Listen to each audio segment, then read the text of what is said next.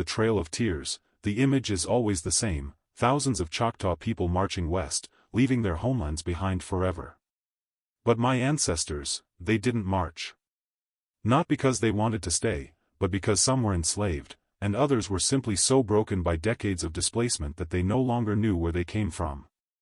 The treaties erased their homeland, and time erased their memory of it. So, let me take you back to the beginning, to the three treaties that reshaped everything.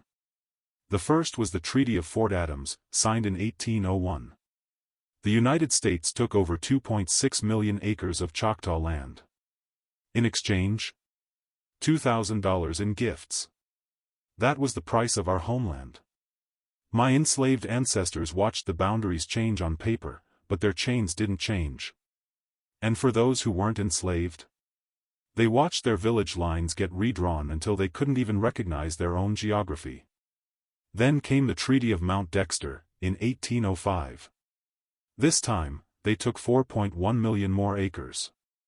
Even President Thomas Jefferson thought the payment was insultingly low, but he signed it anyway. Now, here is the truth we don't talk about. Not all of my ancestors were enslaved. Some were free Choctaw citizens who simply watched the world collapse around them. They had rights on paper, but those rights meant nothing as the borders kept shrinking. But many were enslaved, bound to the land they couldn't claim. And for a third group, by the time these treaties were signed, the original languages and village names had already faded.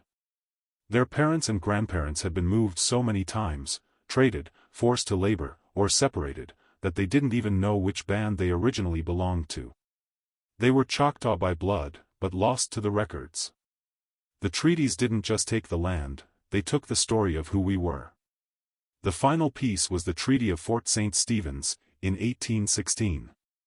Just 10,000 acres this time, but it sealed our fate.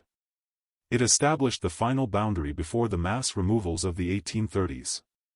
By then, my family was scattered across that shrinking territory. Some were enslaved on plantations. Some were free sharecroppers. And many were simply forgotten, without a documented clan or a tribal roll to call their own. So, when the Choctaw Nation was forcibly marched to Oklahoma, many took their enslaved black families with them. But just as many sold them off, or simply abandoned them on the land. My family were among the abandoned, the scattered, and the forgotten.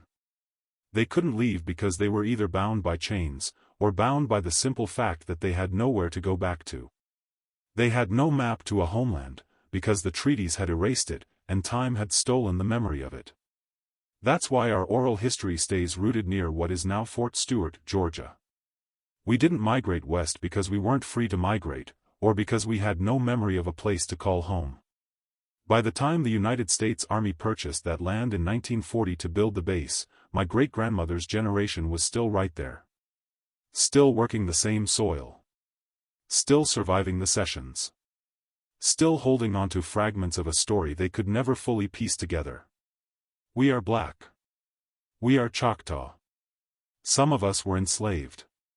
Some of us were free. Some of us had our origins stolen from us, but we are still here. And we are finally telling the full, messy, complicated truth of who we are.